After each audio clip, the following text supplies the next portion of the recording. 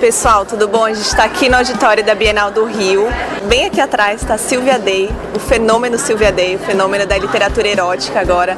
Ela está no topo das listas dos livros mais vendidos no mundo e os livros dela já estão disponíveis no IBA. Tem lá a trilogia Crossfire, tem o novo livro dela, Um Toque de Vermelho, tá tudo lá e ó, bem melhor porque você pode baixar, ler e ninguém vai saber o que você está lendo, bem mais discreto.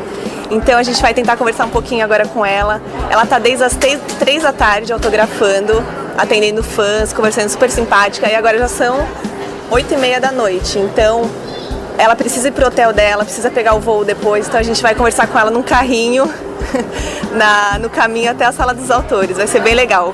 Aproveita aí, gente.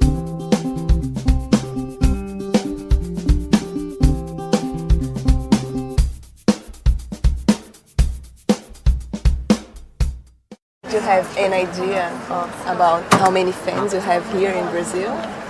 I had an idea. Because they're on Facebook and they're on Twitter, and so I talk to them a lot. So I figured there was going to be. São muito simpáticos, atenciosos, sorridentes.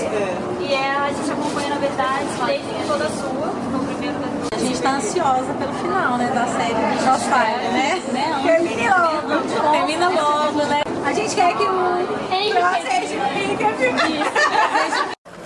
Today you are signing since 2 p.m. I've been here for a while, but it's good. You know, I mean, that's why I'm here. So, you know, it's important to me that I get to meet everybody, and they were really great because I said that I didn't want them to cut off the line, and that everybody who wanted to come could get their book signed, and they let that happen. So that was great.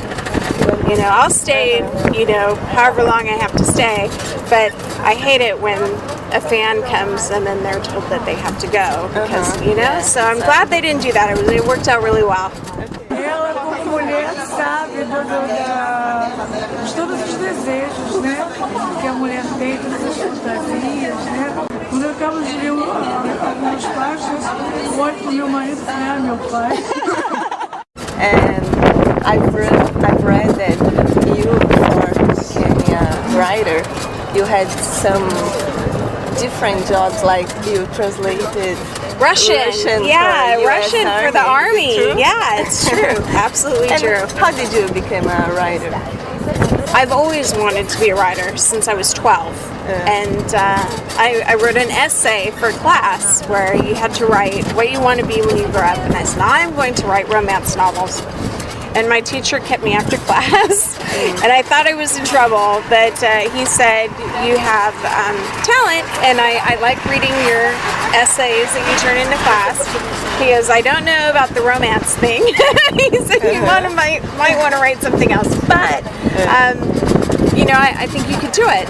So it was always there in my head that I was going to be a writer someday. I just didn't know when or how, and so in between 12 years old and when I sat down to start writing, I did a bunch of other jobs. You know, I worked at an amusement park, I was a tow truck dispatcher for a while, and then I was with the Army. And then, you know, after I got married and I had my kids, I was home one day and I had time, and I said, now is it. You know, now is when you're going to do it. So I started writing. And how do you create your stories and your characters? I wish I knew. I do. I wish I knew. It's one of those things where they just come to me the way they are, and I just type as fast as I can. Is there something basic on your life, or is? Well, I mean, to a certain extent, everything that a writer writes is pieces of their life. You know. You won't make a character based on somebody you've met, but you may meet somebody who has a certain word that they use all the time. So you have a character that uses that word all the time, or you'll have a friend that always goes like this, and so you have a character that always pulls on their ear. You know, I mean, those little pieces come into the books, but a lot of it's make-believe. You know, a lot of it is just imagination. Good. And why do you think the erotic novels have become a bestseller now? Do you think people now can read ebooks and no one can see what you are reading, or people are more interested about the subject? I think it's a little bit simpler than that. One, of course, Crossfire has gotten a lot of media attention. 50 Shades has gotten a lot of media attention. And booksellers realized that there was people who wanted to read these types of books. And they started stocking them in places where you didn't used to find erotic books. I mean, previously, if you wanted to buy an erotic book, you had to go to a special bookstore or a sex store or someplace where most people don't normally go every day. You had to make a special trip to get there. Now they're everywhere. Now they're in your grocery store. They're where you buy your socks and your detergent and where you buy your prescriptions. And, you know, once it became easy to find it, it led to more sales. But it became easier to find it because, of course, we got a lot of media attention, which then booksellers were like, this is something that would sell. Why don't we have it?